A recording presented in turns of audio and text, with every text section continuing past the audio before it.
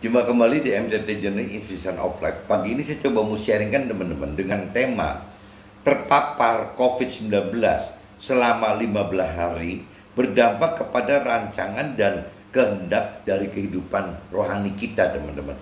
Bisa sampai bukan cuma terpapar aja, teman-teman. Mungkin kalau yang sudah gawat sekali bukan terpapar saja tapi terkapar gitu, sampai sudah tidak bisa apa-apa gitu. Jadi terpapar atau terkapar COVID-19 selama 15 hari itu akan berdampak kepada rancangan dan kehendak kehidupan kita, baik duniawi dan rohani kita, teman-teman. Nah, ini saya coba mau sharingkan, tapi sebelumnya saya coba mau baca dengan dasar firman dulu, teman-teman, dari kitab Yohanes pasal 4 ayat 31 sampai 42, dan nanti disambung dari kitab Matius, teman-teman, pasal 6 ayat 25 34. Nah, ini teman-teman cari kitab Yohanes dulu, teman-teman. Kitab Yohanes pasal 4 ayatnya 31 sampai 42, teman-teman. Sementara itu murid-muridnya mengajak dia, katanya, "Rabi, makanlah." Akan tetapi Nabi Isa, ini cerita Nabi Isa ya. Jadi sementara itu murid-muridnya Nabi Isa mengajak Nabi Isa, katanya, "Rabi, makanlah." Akan tetapi Nabi Isa berkata kepada mereka, "Padaku ada makanan tidak kamu kenal." Maka murid-murid itu berkata kepada orang yang lain, "Adakah orang telah membawa sesuatu kepadanya untuk dimakan? Apakah ada yang membawa sesuatu makanan untuk Nabi Isa untuk dimakan?" Gitu. Nah, kata Nabi Isa kepada mereka, "Makananku ialah melakukan kehendak Tuhan Allah yang mengutus Nabi Isa dan menyelesaikan pekerjaan Tuhan Allah." Gitu. Jadi ini kalau kita bicara dari sisi makanan, murid-muridnya anggap kan makanan jasmani, teman-teman. Tapi kalau yang dimaksud dengan Nabi Isa di sini, di dalam ayat 34 itu adalah makanan rohaninya, teman-teman. Kata Nabi Isa kepada mereka, kepada murid-muridnya, "Makananku ialah melakukan kehendak Tuhan Allah yang mengutus Nabi Isa, menurut aku, dan menyelesaikan pekerjaan Tuhan Allah." Gitu. Jadi makanan rohani itu adalah melakukan kehendak Tuhan Allah, teman-teman. Ya, melakukan kehendak Tuhan Allah sampai selesai gitu. Apa kehendak Tuhan Allahnya? Sampai selesai gitu. "Bukankah kamu mengatakan 4 bulan lagi tibalah musim menuai? Tetapi aku berkata kepadamu, lihatlah sekelilingmu dan pandanglah ladang-ladang yang sudah menguning dan matang untuk dituai. Sekarang juga penuai telah menerima upahnya. Ia mengumpulkan buah untuk hidup yang kekal, sehingga penabur dan penuai sama-sama bersuka cita. Sebab dalam hal ini berenalah peribahasa, yang seorang menabur dan yang lain menuai. Aku mengutus kamu untuk menuai apa yang tidak kamu usahakan. Orang lain berusaha dan kamu datang memetik hasil usaha mereka."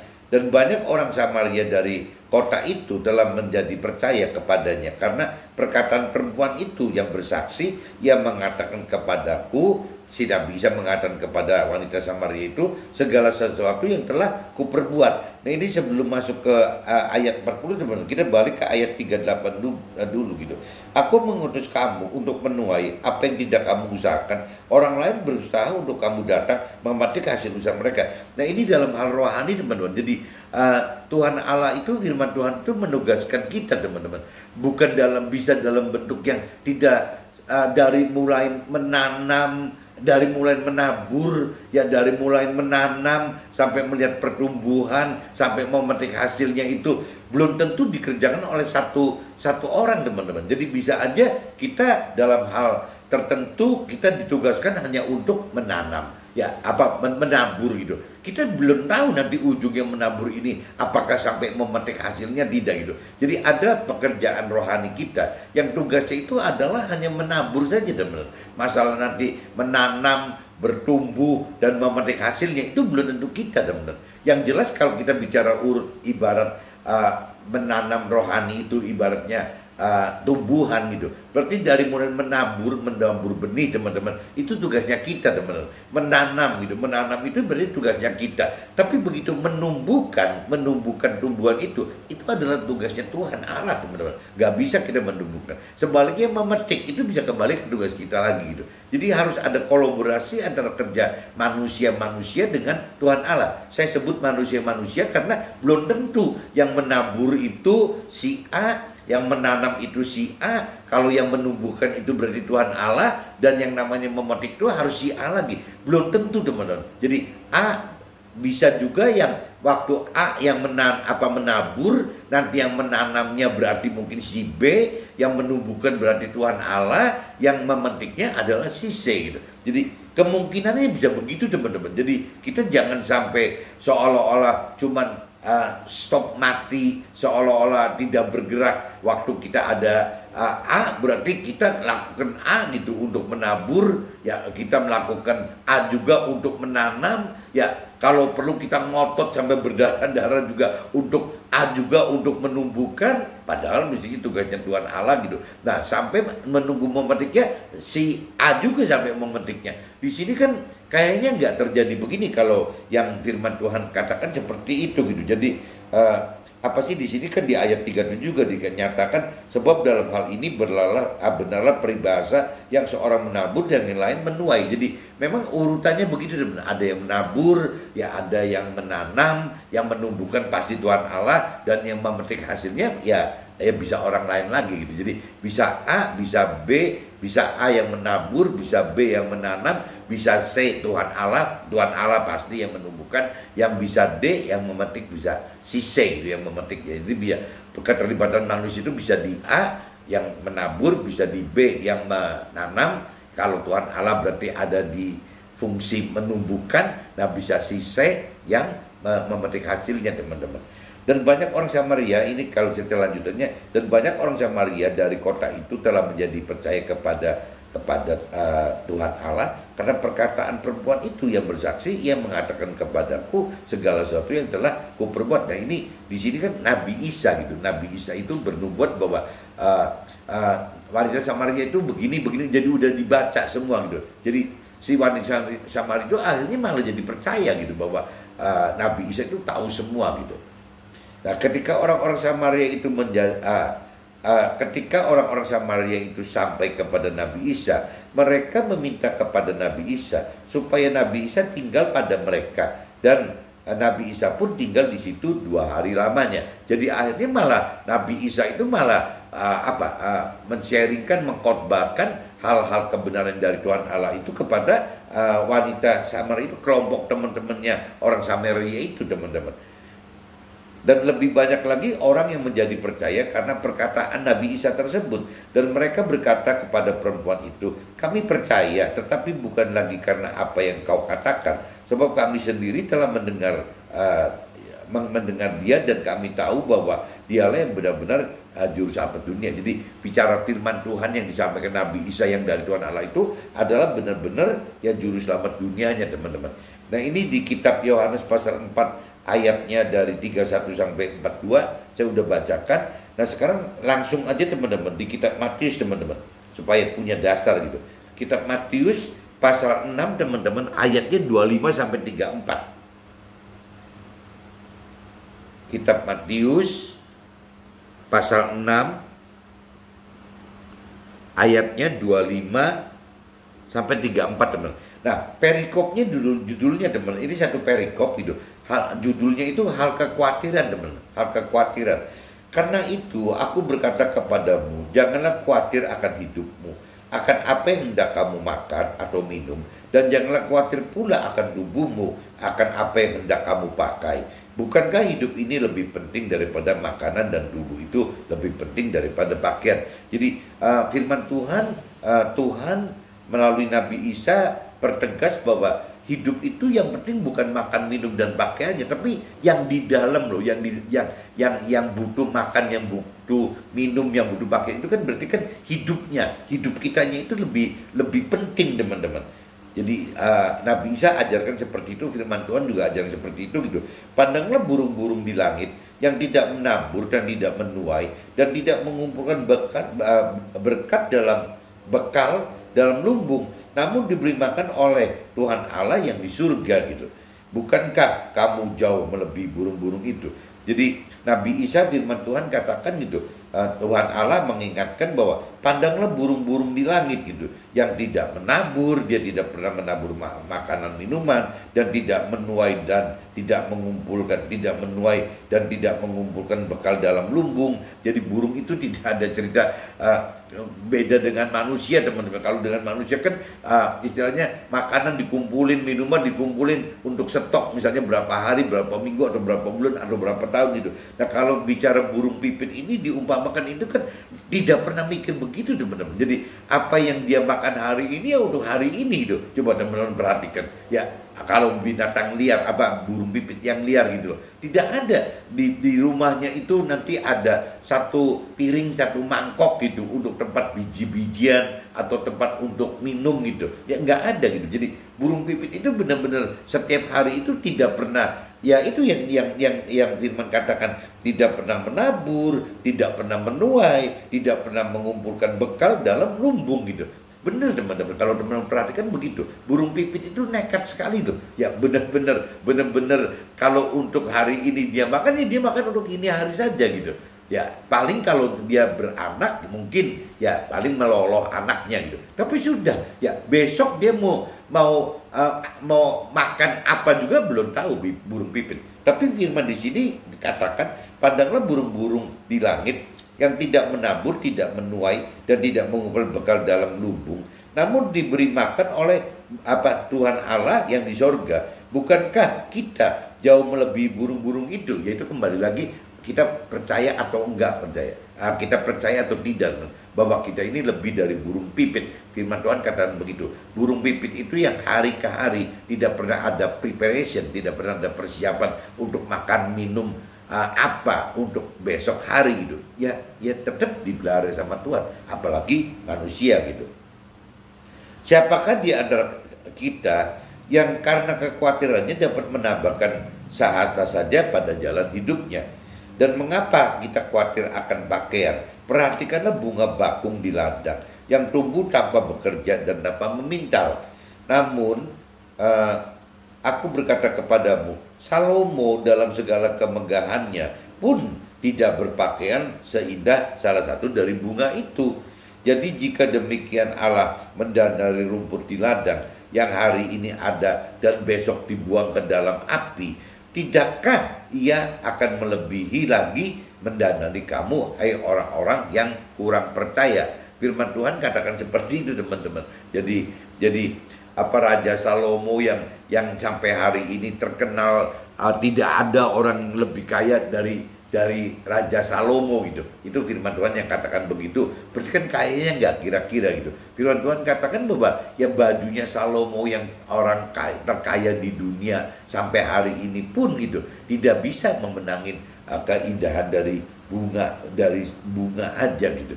Nah ini ya kenapa kita mesti takut gitu. Jadi jika demikian Allah mendanai rumput di ladang yang hari ini ada dan besok dibuang ke dalam api, tidakkah Ia akan terlebih lagi mendanai kita, orang-orang yang kurang percaya gitu.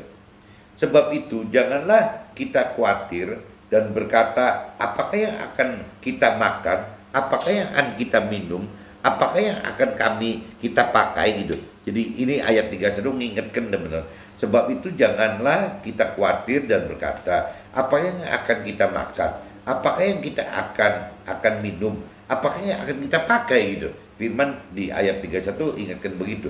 Semua itu dicari bangsa-bangsa yang tidak mengenal Allah. Akan tetapi Tuhan yang di surga itu tahu bahwa kita memerlukan semuanya itu gitu.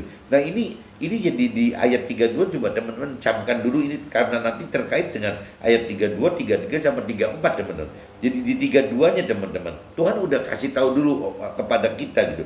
Semua itu jadi kalau bicara orang yang meributkan makanan, yang meributkan minuman, yang meributkan pakaian, itu bagi Tuhan di ayat 32 dinyatakan bahwa semua itu dicari bangsa-bangsa yang tidak mengenal Allah. Akan tetapi Tuhan Allah yang di surga tahu bahwa kita memerlukan semua itu. Jadi apabila kita sudah benar-benar mengerti akan Tuhan Allah teman-teman, sebenarnya maksudnya firman di sini kita tidak perlu tidak perlu harus benar-benar mencari dalam hidup itu, memprioritaskan hidup itu adalah dengan mencari apa yang akan kita makan, apa yang akan kita minum, dan apa yang akan kita pakai itu. Karena Tuhan sudah tahu gitu. Ya Tuhan yang akan tambahkan kebutuhan itu. Tapi kalau orang yang belum mengenal Tuhan Allah, belum mengerti Tuhan Allah, ya pasti orang itu akan mentargetkan hidupnya untuk mendapatkan apa yang dimakan, apa yang diminum, dan apa yang akan dipakai.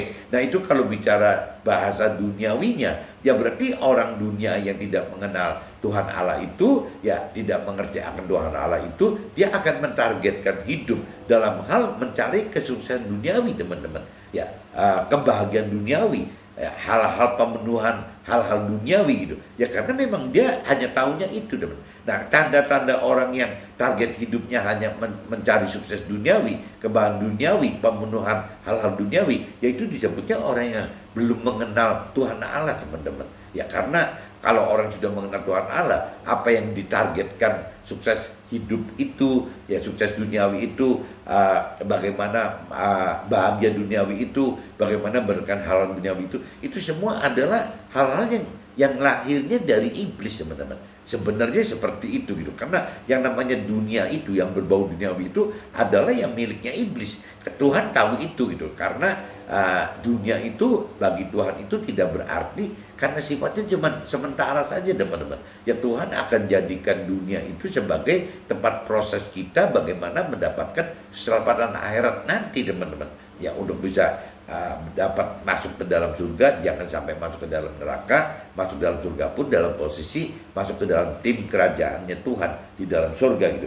Jadi ini yang iblis nggak tahu, tapi di ayat 32 Tuhan udah ingatkan gitu ya, bahwa hal-hal target suksesi duniawi, kebahagiaan duniawi dan pemenuhan hal-hal duniawi itu adalah untuk orang-orang yang tidak mengenal Allah. Nah, bagaimana gitu untuk orang yang mengenal Allah? Nah, ini keluar di ayat 33-nya, teman-teman.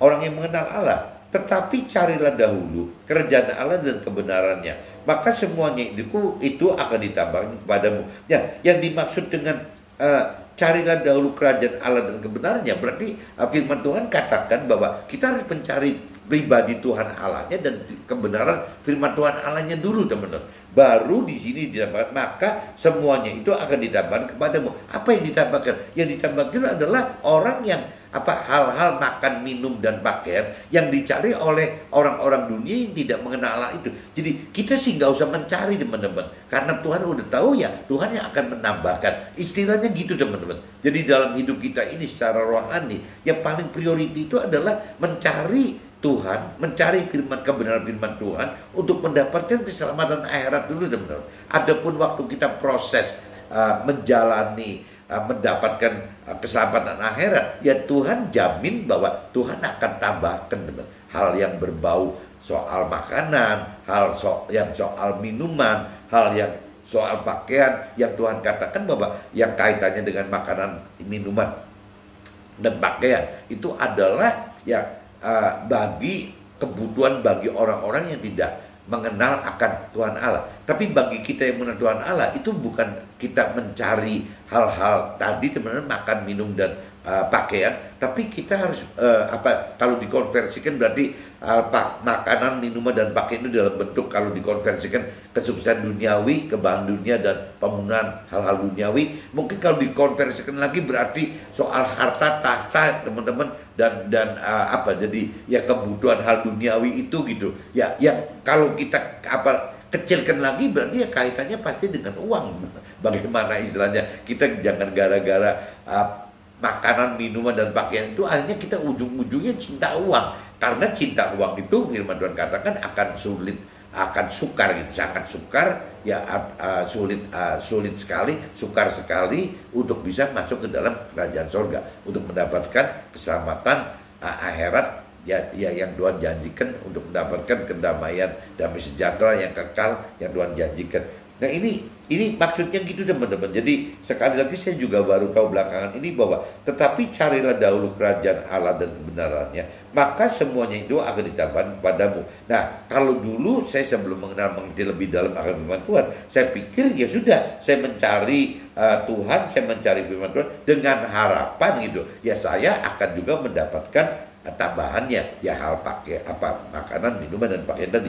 Tapi setelah saya makin lebih mengenal mengerti firman Tuhan, ternyata Kenapa saya mesti mencari yang dimakan, diminum, dan yang dipakai gitu? Padahal yang dimakan, minum, dan pakai itu adalah orang-orang yang tidak mengenal Tuhan Allah. Kalau saya sudah lebih mengenal Tuhan Allah, itu nggak usah dicari teman-teman. Ya Tuhan akan sediakan karena Tuhan tahu gitu. Ya ini di ayat 32 kan tadi udah dikatakan semua itu dicari bangsa-bangsa yang tidak mengenal Allah. Akan tetapi Tuhan Allah di sorga tahu bahwa kita memerlukan semuanya itu kok. Nah itu yang cerita di ayat 32-nya. Di ayat 33, maka semuanya itu akan ditambahkan kepada kita gitu. Jadi apa gunanya kita mencari itu? Toh Tuhan sudah tahu bahwa kita butuh itu, dan Tuhan janji sudah ditambahkan itu. Ya, itu tinggal masalah iman percaya kita aja teman. Dengan adanya firman di 32:33 ini, maksudnya ya apalagi kalau ditambahin lagi dengan yang terkapar COVID itu kan lebih gawat lagi teman-teman. Ini mungkin masuk ke ayat 34-nya, sebab itu janganlah kita khawatir akan hari besok, karena hari besok mempunyai kesusahan sendiri, kesusahan sehari cukuplah untuk sehari. Nah ayat 34 ini maksud saya teman-teman, dengan sharing pagi ini masalah terpapar bahkan sampai terkapar karena COVID-19, itu harusnya benar-benar berkat rohani, bukan duniawi teman-teman. Berkat rohani yang bisa merubah persepsi manusia teman-teman. Jadi berbahagialah orang yang sudah pernah terpapar dan terkapar COVID-19 dan selamat teman-teman. Nah ini harusnya harus mengalami perubahan teman-teman. Nggak bisa hidupnya biasa-biasa saja gitu. Ini kelewatan kalau sampai orang yang sudah pernah terkapar COVID-19 sampai diisolasi mandiri selama 15 hari rata-rata gitu. Ya tidak mengerti akan rancangan kehendak Tuhan bagi mereka lebih dalam itu kelewatan sekali teman. Karena kalau buat saya ya mestinya terpapar dan terkapar COVID dari cerita mereka yang terpapar dan terkapar COVID ini sudah benar-benar ternyuh di hati itu, benar-benar Tuhan itu ada gitu. Nah kita kan nggak ngarepin sampai kita terpapar dan terkapar karena COVID teman. Ya kalau kita tidak degil gitu, kita tidak degil, ya harusnya kita cukup mendengar cerita dari keluarga kita, teman kita, atau orang-orang yang sudah mengalami terpapar dan terkapar karena COVID-19 itu, ya cukup teman untuk kita bisa menangkap maknanya kita harus apa gitu. Nah ini saya sudah bacakan begitu teman. Jadi kembali lagi yang paling penting di kitab Matius pasal 6 ayat 32, 33, 34 itu nyambung teman-teman. Jadi ya kalau kita bicara benar-benar kita mencari Tuhan pribadinya dan mencari kebenaran firman Tuhan secara benar gitu, real, mencari kebenaran firman Tuhan, ya ujungnya gitu teman. Jadi bukan untuk mendapatkan, bukan untuk mencari hal-hal yang kesusahan duniawi, bukan hal-hal yang kebahagiaan duniawi, bukan bangunan duniawi, bukan bicara ribut kumpulin harta, bukan uber kedudukan di tahtanya, bukan untuk sok-sokan memiliki segala macam hal duniawi. Ya kembali lagi yang Tuhan ingatkan itu ya kita harus bisa memprioritaskan nomor satu dalam hidup itu bagaimana mendapatkan keselamatan akhirat teman. Bagaimana untuk mendapatkan damai sejahtera yang kekal gitu, yang Tuhan janjikan di dalam sorga, dan bagaimana bisa hidup sebagai tim kerajaan Tuhan di dalam sorga itu teman. Jadi sasarannya beda teman-teman. Mudah-mudahan teman-teman makin mengerti akan firman Tuhan, makin dewasa rohani, makin tahu gitu bahwa yang penting adalah hidup mencari Tuhan Allah secara pribadinya maupun firman Tuhan Allah untuk bicara kebenaran hidupnya gitu. Nah adapun masalah yang tambahannya yang berkaitan dengan harta, tahta, dan kebutuhan duniawi, yaitu atau mungkin urusan uang gitu, yaitu biarin Tuhan yang menambahkan aja, karena Tuhan sudah tahu gitu apa yang kita butuhkan. Ini saya sudah bacakan di kitab Yohanes pasal 4 ayat 31 sampai 42 teman-teman, dan kitab Matius pasal 6 ayat 25 sampai 34. Nah ini saya coba masuk ke draftnya aja teman-teman. Mengamati keluarga atau teman dan orang-orang yang aktif di sosial media yang terpapar bahkan terkapar gitu karena COVID-19 selama 15 hari, umumnya gitu teman-teman. Tapi meskipun ada yang 15 hari kan kurang lebih 2 minggu teman-teman. Tapi ada teman-teman kalau menurut cerita-cerita yang terpapar atau terkapar COVID itu, jadi seminggu sebelumnya badannya udah nggak enak teman-teman. Nah setelah 15 hari pun kadang-kadang badannya nggak enak. Jadi total COVID itu sebenarnya ya kurang lebih 4 minggu teman-teman. Jadi 1 minggu sebelumnya, 2 minggu waktu terkapar karena COVID-19, dan 1 minggu masalah penyembuhan gitu. Jadi kurang lebih sebulan teman-teman. Tapi sebenarnya yang paling bahaya itu kan 2 minggunya teman-teman. Jadi 15 harinya itu gitu. Nah ini mengamati keluarga dan teman-teman dan orang-orang yang aktif di sosial media yang terpapar bahkan terkapar COVID-19 selama 15 hari, khususnya terkait dengan perihal rohani gitu. Jadi kaitannya COVID-19 dengan rohani ternyata berbeda-beda teman-teman, dan nyata sekali akan terkait dengan ini. Jadi kalau saya pelajari itu apakah karakter manusianya, soal kelembutan hatinya gitu, kekerasan karakter, serta misalnya kekasaran tingkah lakunya gitu. Itu ternyata tidak menjamin, maksudnya orang yang lembut hatinya itu ya gara-gara terpapar dan terkapar karena COVID-19 itu ya dia jadi benar-benar mencari Tuhan gitu, ya benar-benar mengisi sisa hidupnya itu benar-benar melakukan firman Tuhan gitu. Ternyata tidak dijamin teman-teman. Ada orang yang dengan lembut hati, meskipun lembut hati tapi tenang-tenang aja tuh ya dianggapnya kayak biasa aja tuh, habis lewat masalah sakit biasa aja gitu. Nah, padahal orang yang kasar gitu, orang yang kaku, orang yang keras hidupnya gitu, yang karakternya benar-benar keras dan pandai sekali, pintar sekali, itu malah begitu kena COVID itu, terpapar dan terkapar oleh karena COVID itu benar-benar berubah.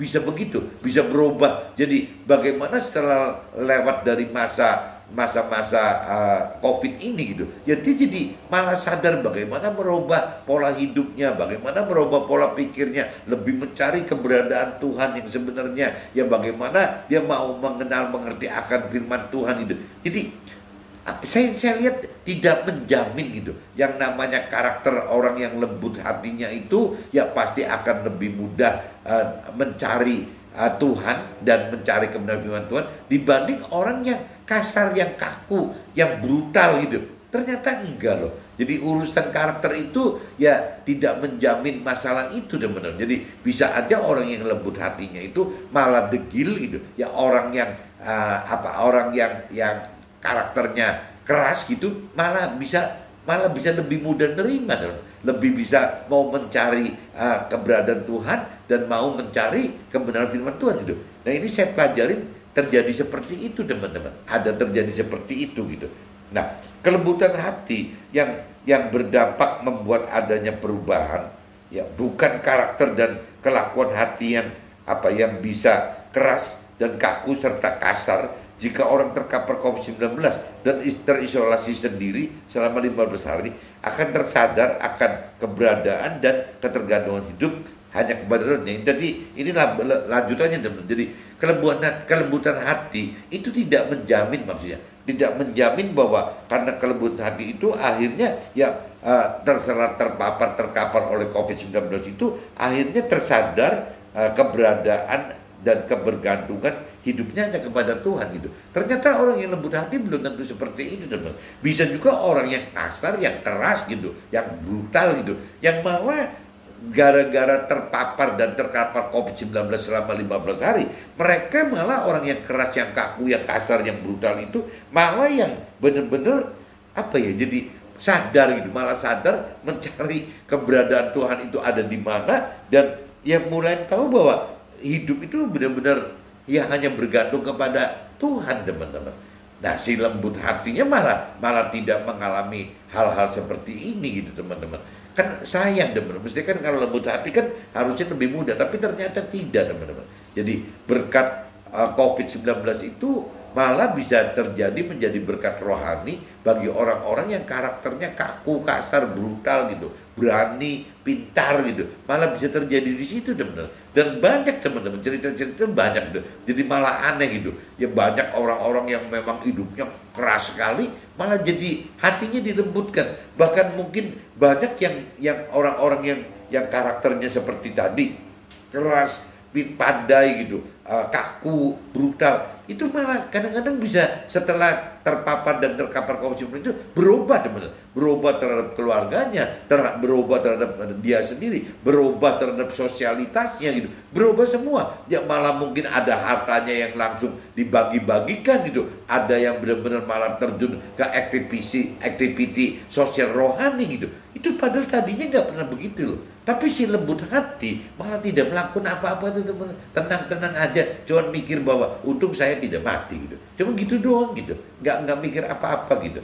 Nah ini ya saya nggak ngerti gitu. Jadi sayang sekali ya kalau sampai kita sudah pernah terpapar dan terkapar oleh COVID-19 selama 15 hari. Itu kan urusannya mati hidup teman. Tidak bisa ada yang menyelamatkan selain Tuhan Allah gitu. Harusnya kondisi itu menghasilkan berkat rohani yang bisa berguna untuk hidupnya si orang yang terpapar dan terkapar oleh COVID-19 maupun oleh sesamanya gitu. Harusnya seperti itu teman-teman. Firman dalam kitab Yohanes pasal 4 ayat 34 kata Nabi Isa gitu ya, makananku ialah melakukan kehendak Dia yang mengutus aku dan menyelesaikan pekerjaannya. COVID-19 seharusnya merubah kita untuk jadi alatnya dalam memberitakan keselamatan jiwa bagi kita dan bagi sesama kita teman. Harusnya begitu gitu. Jadi orang yang gara-gara kena COVID-19 itu karena memang masalahnya besar sekali gitu, ini urusan hidup dan mati, harusnya yang benar itu yang minimal dalam hati itu sudah lebih menyatakan bahwa Tuhan itu ada karena Dia selamatkan, dan bahwa memang untuk next time-nya, untuk future-nya ya sangat bergantung hidupnya kepada Tuhan, karena mudah sekali gitu terkena terpapar dan terkapar oleh karena COVID-19 itu mudah sekali teman-teman. Sebagaimana kita hidup hati-hati, tetap aja teman-teman bisa terpapar dan terkapar oleh karena COVID-19. Nah orang yang sadar ini teman-teman, ya mestinya begitu gitu. Seperti yang di kitab Yohanes pasal 4:34 tadi, harusnya dia sadar bahwa kita sekarang hidup setelah selamat dari COVID ini gitu. Ya bahwa ya kita pengennya seperti apa yang Tuhan perintah peraturkan. Apa sih gitu yang Tuhan perintah peraturkan? Yaitu yang kita sisa hidup kita ini adalah ya makananku. Jadi kehidupan kita itu bukan mencari makanan, minuman dan pakaian, tapi makanan secara rohani gitu. Bukan makanan jasmani yang tadi dikatakan makan minum dan pakaian itu kan jasmani, badani gitu kan. Tapi kalau bicara rohaninya, makanan rohaniku ialah melakukan kehendak Tuhan Allah. Berarti kan melakukan perintah-perintah firman Tuhan teman. Dan Dia yang mengutus aku dan menyelesaikan pekerjaan. Jadi bagaimana ya melakukan kebenaran firman Tuhan untuk diri kita sendiri, dan juga bagaimana mengajarkan gitu atau memberitakan kebenaran firman Tuhan kepada sesama kita. Itu loh, itu yang Tuhan Allah inginkan bagi kita semua, itu gitu. Jadi bagaimana kita melakukan firman Tuhan dan bagaimana kita mengajarkan firman Tuhan, itu hanya kehendak dan rancangan Tuhan. Itu sebenarnya cuma itu teman-teman. Nah COVID-19 ini maksud saya ya harusnya menimbulkan potensi untuk kita tidak hanya melakukan firman Tuhan, harusnya kita juga yang mengajarkan firman Tuhan lewat memberitakan kesaksian hidup yang bersama Tuhan di dalam firman Tuhan. Harusnya itu teman-teman. Tapi ternyata ada yang tidak juga teman-teman, tidak seperti itu. Dan yang saya pelajari itu justru mayoritas gitu, orang yang berubah itu justru orang yang tidak lembut hatinya teman-teman. Orang yang lembut hatinya malah tenang-tenang aja tuh, malah mengucap terima kasih secara egois gitu, tidak dengan melakukan firman Tuhan, tidak dengan mengajarkan firman Tuhan gitu. Itu tenang-tenang aja untuk egonya, saya untung nggak mati, cuman itu aja, cuman mikirnya itu. Tapi tanpa perubahan apa-apa. Kan sayang teman-teman apabila kita sampai sudah terpapar dan terkapar oleh COVID-19 selama 15 hari itu. Harusnya kalau menurut saya, harusnya ya tidak si lembut hati atau yang tidak lembut hati, harusnya semua mengalami perubahan teman. Karena itu secara rasio tidak ada yang bisa ngobatin COVID-19 itu bagaimana itu sampai hari ini tidak ada teman. Yang bisa cuma menjaga saja gitu. Jadi kalau orang sampai terpapar dan terkapar COVID-19 itu sangat mungkin teman. Meskipun hidupnya benar-benar hati-hati sekali, prokes kesehatannya, protokol kesehatan jalan. Tapi kalau memang udah kena nggak bisa nolak kok teman. Memang nggak bisa gitu. Tidak ada hal kekhawatiran yang lebih daripada merasakan hadapi kematian. Jadi kalau bicara COVID-19, terpapar dan terkapar COVID-19, itu urusannya ujung-ujungnya teman-teman udah benar-benar merasakan menghadapi kematian teman-teman. Udah apa pol gitu, udah paling ujung gitu. Inilah berkat terbesar dalam hidup kita bagi yang terkapar COVID-19 selama masa isolasi mandiri, ya tapi selamat gitu, maksudnya gitu. Tapi selamat. Nah, ini mesti berkat rohani yang terbesar teman-teman. Nah, karena arti dalam firman kitab Matius pasal 6 ayat 33 tadi saya sudah jelaskan, jadi berarti tetapi carilah dahulu kerajaan Allah dan kebenarannya, maka semuanya itu akan ditambahkan kepadamu. Ya, maksudnya tadi saya sudah katakan, yang ditambahkan adalah hal-hal yang dicari oleh orang yang tidak mengenal Allah. Dalam kitab Matius pasal 6 ayat 32 sebelumnya, tadi saya sudah kupaskan ayat 32, 33 dan 34 itu saling kait semua teman-teman. Jadi kalau kita makin dewasa rohani, kuncinya ada di ayat 33 tanpa embel-embel teman. Jadi ayat 33 itu cuma bunyinya yaitu cuma carilah gitu, tetapi carilah dahulu kerajaan Allah dan kebenarannya. Udah, tanpa ada embel-embel, maka semuanya itu akan ditambahkan kepadamu. Kalau cerita maka semuanya itu akan ditambahkan kepadamu, kita amini gitu, yaitu sama aja kita tidak mengenal Tuhan Allah teman-teman. Jadi dibalik di ayat 32-nya, karena Tuhan Allah sudah ingatkan di ayat 32 gitu ya, sebelum menjalankan ayat 33 itu, ya Tuhan Allah udah kunci gitu, bahwa yang ditambahkan Tuhan Allah itu adalah orang-orang yang orang-orang dunia itu gitu. Orang yang tidak mengenal Allah itu mengharapkan makan, minum dan pakaian. Tapi kalau orang yang sudah mengenal Tuhan Allah tidak mengharapkan itu teman-teman, tidak mengharapkan makan, minum dan pakaian, karena yakin bahwa urusan makan, minum dan pakaian itu pasti Tuhan tahu dan pasti Tuhan tambahkan. Jadi cukup dengan bagaimana kita mencari keberadaan Tuhan secara pribadi dan bagaimana mencari kebenaran firman Tuhan gitu, perintah peraturan firman Tuhan untuk menuai janji-janji Tuhan itu, supaya kita masuk ke dalam rancangan kehendak Tuhan. Itu yang vital itu teman-teman. Dan Tuhan katakan lagi di ayat 34-nya, 32, 33, 34, di ayat 34 itu ya yang balik lagi gitu. Ya, orang tidak perlu mikirin besok mau apa, minggu depan mau apa, bulan depan mau apa, tahun depan mau apa. Tidak perlu mikir begitu gitu. Karena itu Tuhan sudah atur semua kok. Jadi yang tadi cerita burung pipit tadi, burung pipit itu yang tidak menabur, yang tidak pernah menuai, memetik gitu, tidak pernah mengumpulkan makanannya, minumannya di dalam lumbungnya, di dalam sarangnya gitu, kok bisa hidup gitu. Apalagi manusia, maksudnya gitu loh. Jadi kembali lagi, kalau orang yang bisa merasakan seperti burung pipit itu, yang ya adanya di ayat 34 teman-teman, bahwa hari ke hari itu yaitu urusannya Tuhan gitu loh. Nah, COVID itu teman-teman bisa menyebabkan timbulnya pengertian seperti itu. Apalah artinya hidup gitu. Ya apabila Tuhan menghendaki kita meninggal, ya dengan kena COVID itu kita pasti meninggal kok. Karena nggak ada obatnya gitu.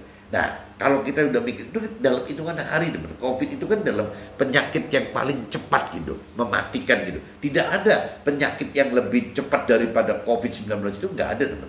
Yang kita mau kena kanker apa, misalnya kena kanker segala macam gitu ya, segala macam kanker itu tetap ada waktunya kok, nggak dalam hari, yang mungkin dalam bulan, dalam tahun gitu ya, bahkan ada yang belasan tahun, puluhan tahun juga tidak apa-apa. Tapi kalau COVID gitu ya, 2 minggu lalu kita ketemu teman sehat gitu, keluarga sehat, tahu-tahu 2 minggu lagi meninggal gitu.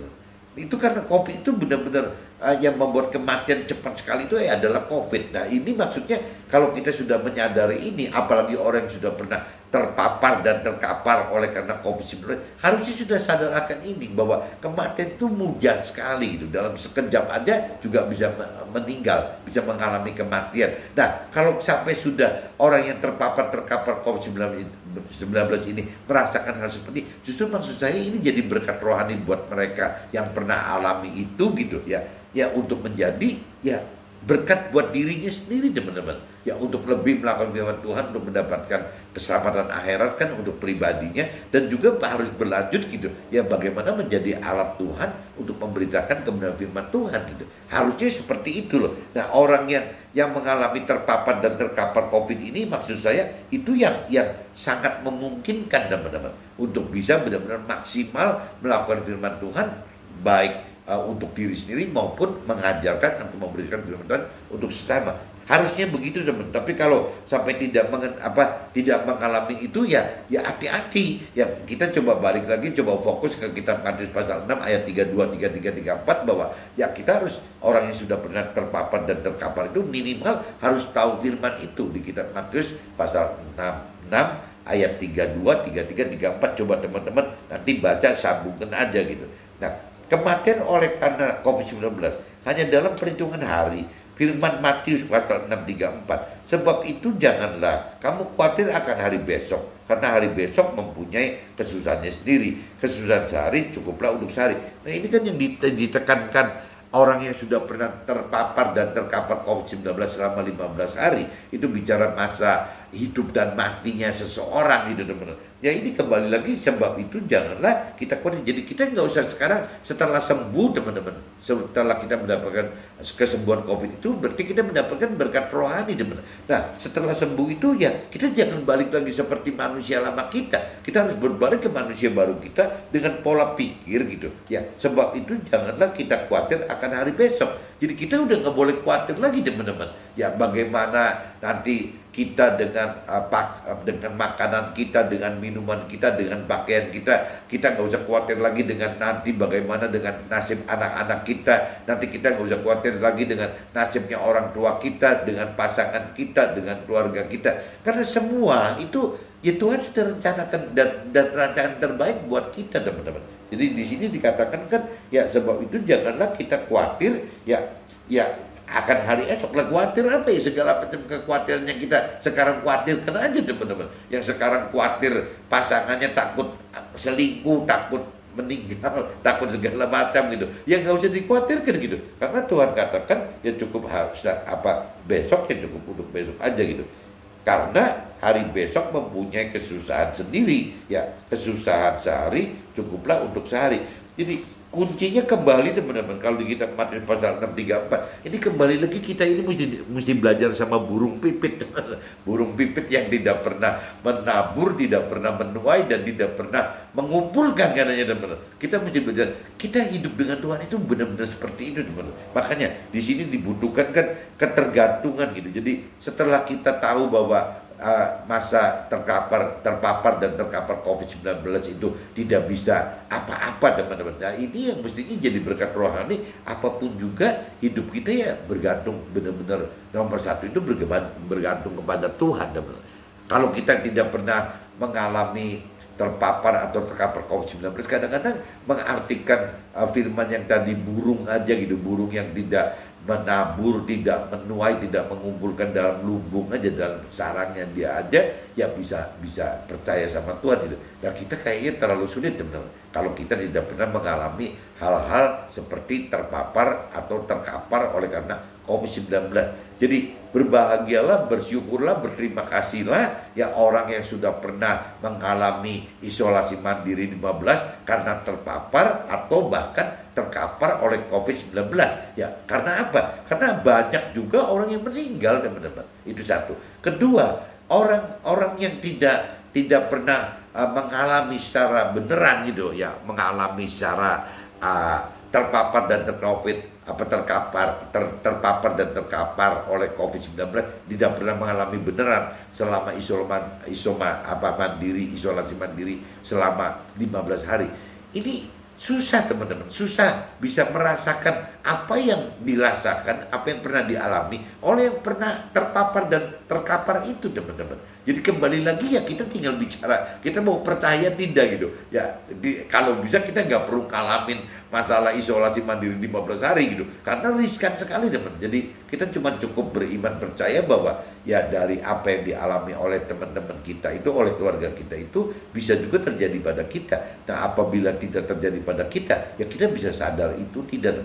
Ya jangan sampai kita setelah mengalami terpapar dan terkapar COVID-19 baru timbul gitu ketergantungan kita kepada Tuhan, benar-benar bergantung kepada Tuhan gitu. Ya sebenarnya kalaupun misalnya kita beriman percaya firman Tuhan, sebenarnya tidak perlu cerita COVID-19.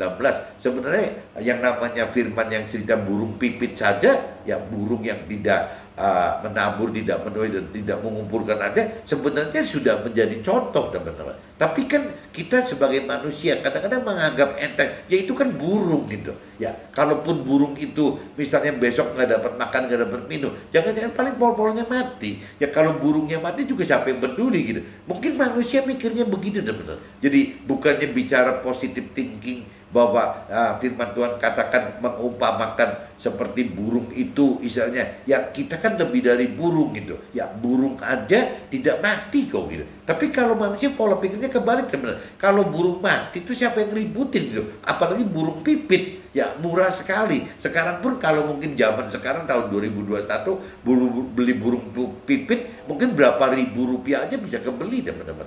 Jadi dia anggapnya murah banget, kayak untuk bayar parkir aja gitu. Dianggapnya gitu. Tapi dalam Tuhan, burung pipit atau manusia atau makhluk hidup apapun juga tetap kan berharga, teman-teman. Jadi maksud Tuhan malah kembalikan di situ gitu. Kalau burung pipit Tuhan bisa piara seperti itu, ya si burung pipit tidak pernah mikir bagaimana menabur, bagaimana menuai, bagaimana mengumpulkan aja. Tuhan perhatikan gitu, tidak mati gitu. Apalagi manusia gitu, yang lebih-lebih daripada burung pipit. Tapi kalau firmannya cuma bunyi begitu, teman-teman, kita kayaknya susah gitu. Ya untuk bisa percaya firman itu susah. Mungkin kalau cerita ada terkapar COVID-19 selama 15 hari isolasi mandiri, cerita itu terjadi di dalam keluarga kita, di teman kita yang kita kenal, benar-benar kita kenal, teman. Ya itu mungkin mudah-mudahan bisa lebih menjadi satu contoh gitu, jadi firman yang hidup gitu. Harusnya seperti itu. Saya pernah punya sepupu, teman-teman, di Purwokerto gitu. Ya seperti itu gitu ya. 2 minggu terisolasi mandiri, dan yang kacau itu waktu hari keberapanya gitu, hampir menjelang 15 hari. Nah, siang itu saudara sepupu saya masih kontak istri saya, tapi begitu jam 6:30 malam sudah meninggal, teman-teman. Jadi saya baru tahu bahwa orang mati itu dalam waktu berapa jam itu tetap masih normal loh pola pikirnya, nggak mengigau, nggak apa, masih ngomongnya sehat gitu, ya masih berpikirnya sehat, cara ngomongnya masih jelas. Dan teman-teman coba takut nggak kalau seandainya orang pengen meninggal itu misalnya berapa lama sebelumnya, sebulan, 2 bulan, setahun, 2 tahun, sudah ngomongnya susah, mikirnya ngelatur, ya itu ceritanya lain. Ini sih enggak kok, COVID ini istimewa sekali gitu. Ya hanya dalam waktu hitungan jam, teman, nggak ada 6 jam. Orang yang masih normal berpikirnya, orang yang masih ngobrolnya juga masih enak gitu, berpikirnya normal, ngobrolnya enak gitu. Ya tahu meninggal, teman-teman. Jadi benar-benar kayak orang mimpi. Makanya firman katakan kalau kematian itu bisa datang seperti pencuri datang di malam hari tanpa kita ketahui loh. Itu firman itu benar-benar kata begitu. Dan itu terbukti kembali lagi di COVID-19 ini terjadi, teman-teman. Tidak ada penyakit yang lebih cepat mematikan dibanding COVID-19. Sehingga orang yang sudah pernah terpapar dan terkapar oleh COVID-19 harusnya buruan gitu. Ya, hidup bergantung kepada Tuhan secara total. Dan kita yang pernah mengenal pribadi dengan keluarga kita atau dengan teman kita yang terpapar dan terkapar COVID-19, lepas sembuh atau tidak sembuh, ya kita juga harus cepatnya sadar, teman-teman. Kita itu harus bergantung sama Tuhan tanpa harus menunggu kita yang gantian terpapar dan terkapar oleh COVID-19. Jangan sampai kita kan alami seperti itu, baru kita sadar dan bergantung kepada Tuhan, teman. Jadi kembali lagi Matius pasal 6 ayat 33, cara kerajaan surga dan kebenarannya itu paling vital, teman. Yang ditambahkan itu biar itu urusan Tuhan aja. Oke, teman-teman, see you, bye-bye.